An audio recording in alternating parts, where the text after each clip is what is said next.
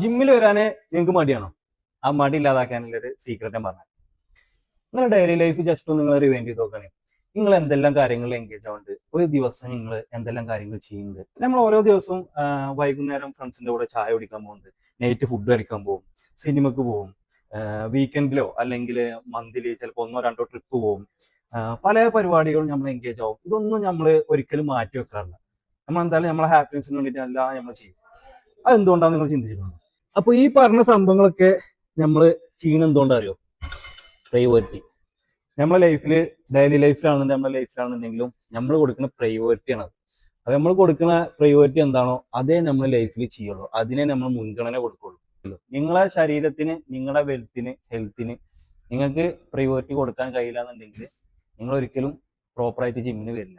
നിങ്ങളെ ശരീരത്തിന് നിങ്ങൾ എന്ന് പ്രയോറിറ്റി കൊടുക്കണോ, നമ്മൾ എന്ത് ചെയ്യണമെന്നുണ്ടെങ്കിലും നമ്മൾ മുമ്പ് പറഞ്ഞ ഈ കാര്യങ്ങളൊക്കെ എൻഗേജ് ആവണമെന്നുണ്ടെങ്കിൽ നമ്മളെ ശരീരം വേണം. നമ്മളെ ശരീരത്തിന് എന്ന് നമ്മൾ പ്രയോറിറ്റി കൊടുക്കണോ അന്ന് തൊട്ടേ നിങ്ങൾ മുടങ്ങാതെ ജിമ്മിന് വരുള്ളൂ. അല്ലാതെ നമ്മൾ കൂടുതൽ ഇതിൽ വേറെ ടിപ്സോ കാര്യങ്ങളോ ഒന്നും പറയാല്ല. നിങ്ങളെ ഹെൽത്താണ് നിങ്ങൾക്ക് വലുതെന്നുണ്ടെങ്കിൽ നിങ്ങളെ പ്രയോറിറ്റി, നിങ്ങളെ ഹെൽത്തിന് നിങ്ങൾ എന്ന് കൊടുക്കണോ അന്ന് നിങ്ങൾ പ്രോപ്പറായിട്ട് വർക്കൗട്ട് ചെയ്യും, പ്രോപ്പറായിട്ട് ഡയറ്റ് പ്ലാൻ കീപ്പ് ചെയ്യും, അതേപോലെ തന്നെ പ്രോപ്പറായിട്ട് നല്ലൊരു ഫുഡ് കൺട്രോൾ കാര്യങ്ങളൊക്കെ ചെയ്യും.